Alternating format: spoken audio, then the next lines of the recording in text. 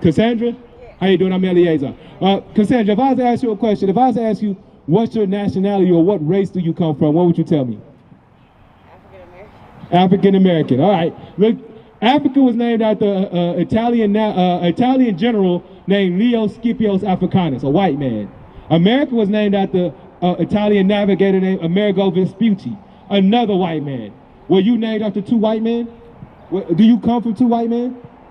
No, right? That's what we've been told, though, right? African-American, black, all those type of things. Come take a look at our sign real quick. We got a sign right here. We set up signs so we can give our people this information, right?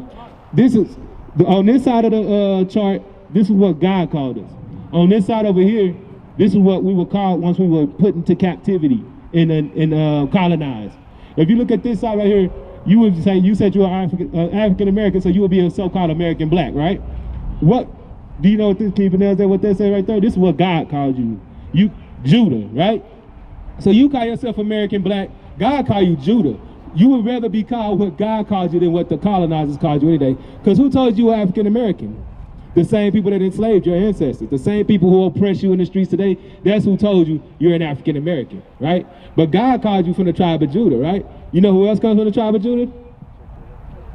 Let me show you. Give me a Hebrews 7:14. This is important. This is the gospel. This is the good news of the Bible. You always hear people say, I'm going to teach the gospel. I'm going to teach the gospel. Well, this is the gospel. The gospel is you are a child of God and not just a nigga, not just an African American, not just black.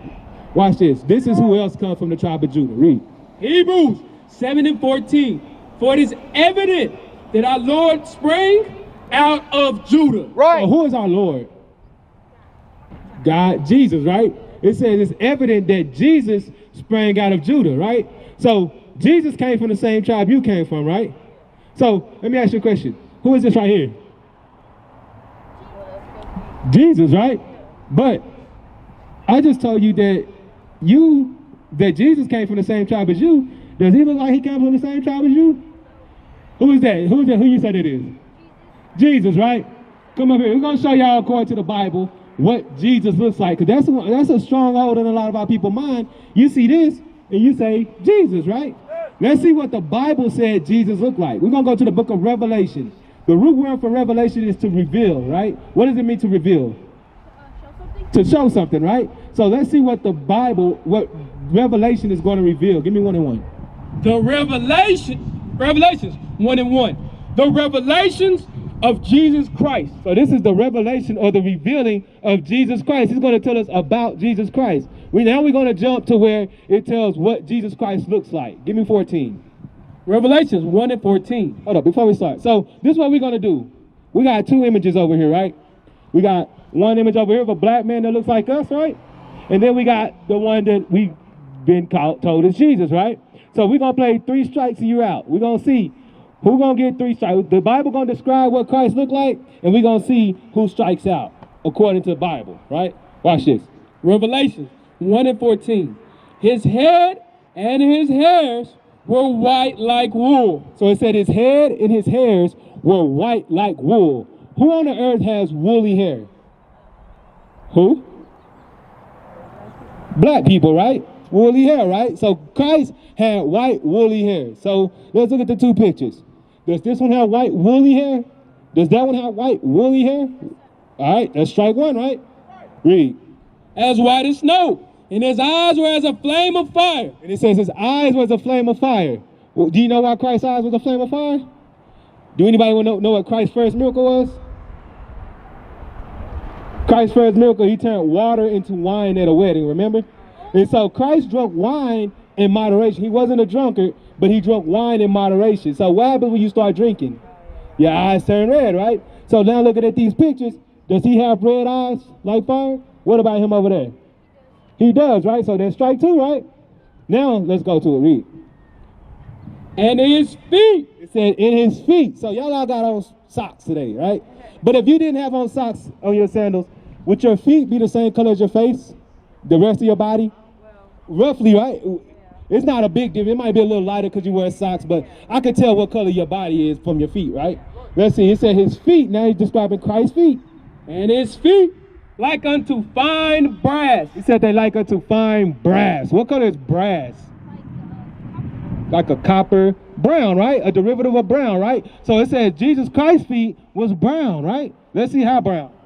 As if they burned in a furnace. Right, but is that how the Bible said Jesus looked? No, so that can't be Jesus. This is actually a real person. His name is Caesar Borgia. He's the son of Pope Alexander VI. He was a murderer. He killed his brother and he raped his sister. So you heard of the Ninja Turtles, Leonardo, Raphael, Michelangelo. They was all artists, right?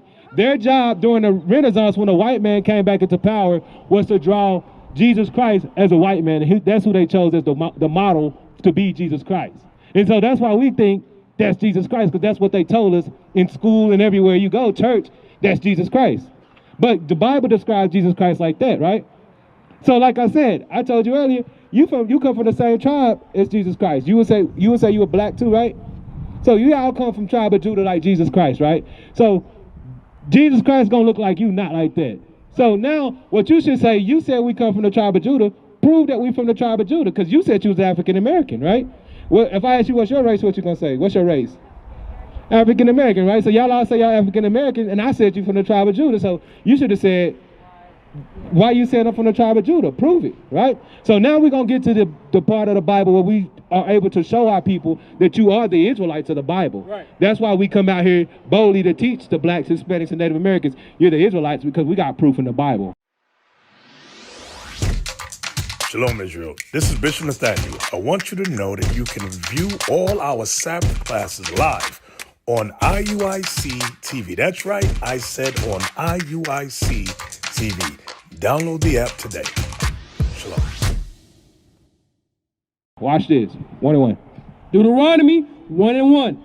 These be the words which Moses spake unto all Israel. So we all heard of Moses, right, in the Bible, split the Red Sea. So he was speaking to, who was he talking to right here? Wait, read it again. These be the words which Moses spake unto all Israel. To all Israel, right? So the whole book of Deuteronomy, when he's talking, he's going to be talking to the children of Israel. So now let's jump to 28, right? So let's see how we know that we are the Israelites. 15. Deuteronomy 28:15. But it shall come to pass, if thou wilt not hearken unto the voice of the Lord thy God. So he said it's going to happen if you don't listen to the voice of the Lord your God. Where you going? Y'all got to go?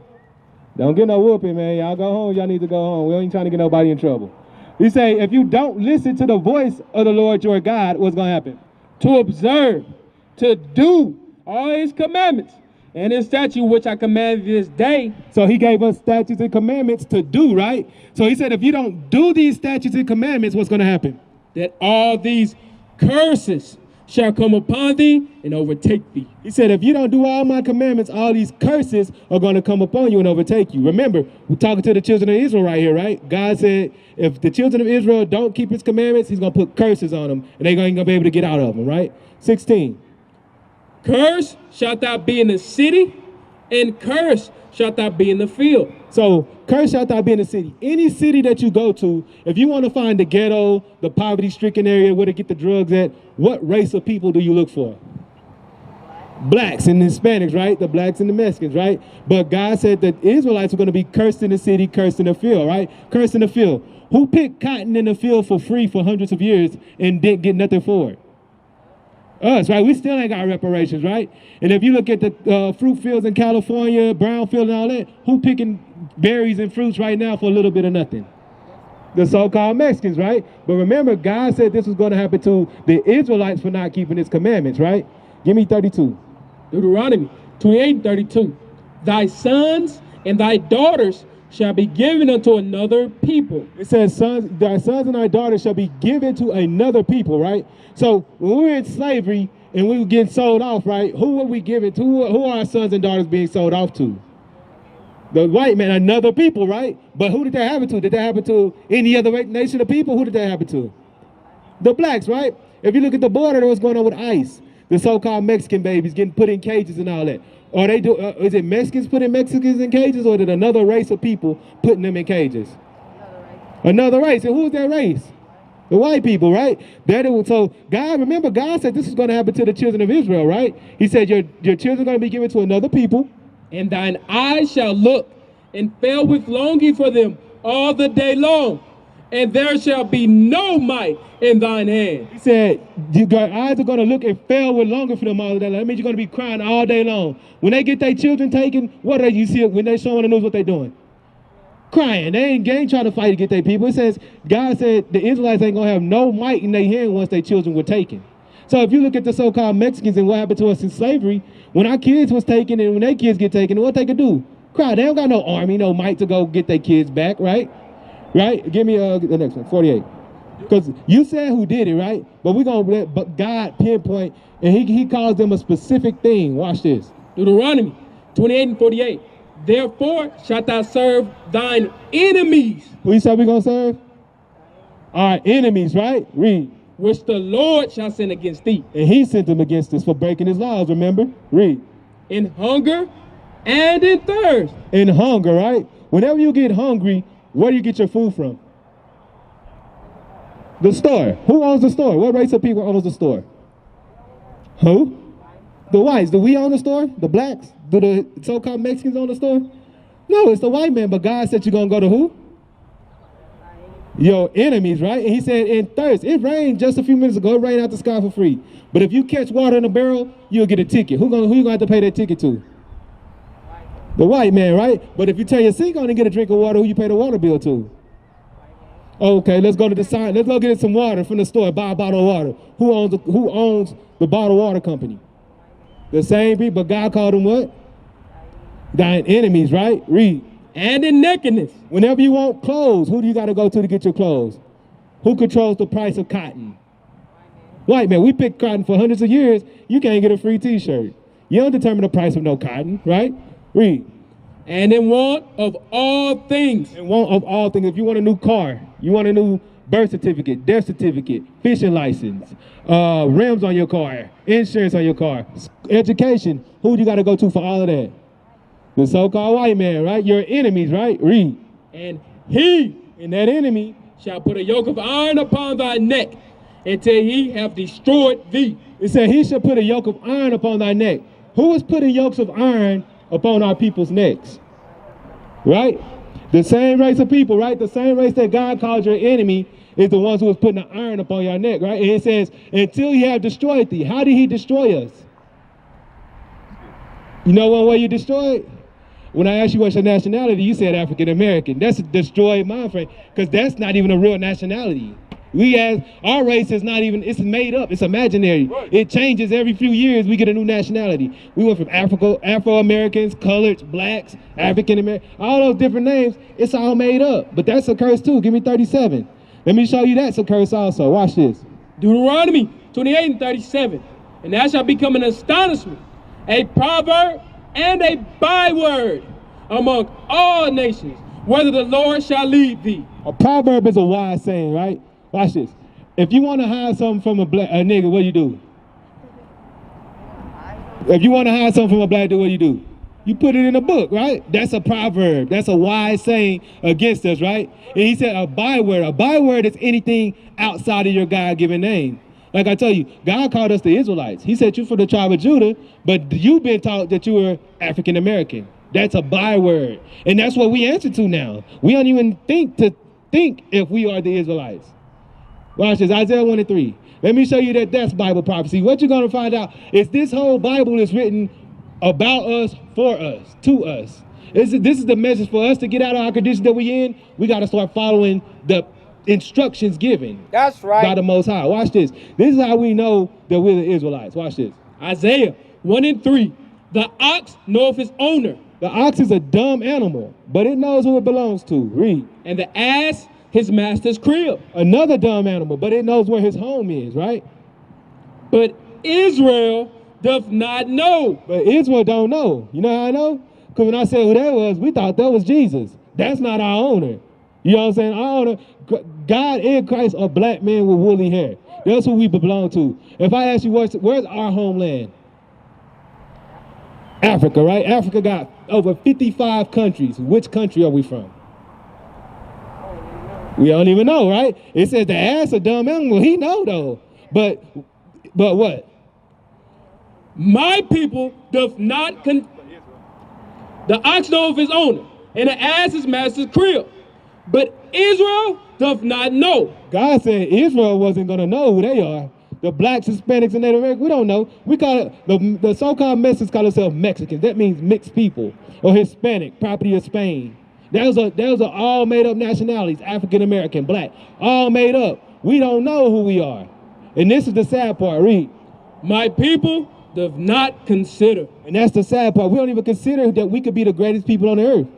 We used to scream black power while heroin was pushed. But at the end of the day, nothing's in vain. IUIC has been given a vision. The tents of Judah has risen. Many has attempted the mission. Minor murmuring, omitting, and missing the mark. Just reading that he had the flame of fire in his eyes gave us the spark. We on Paul's mission. We out on the road, purple and gold. From Mexico, Cuba, Haiti, Ghana, Sierra Leone.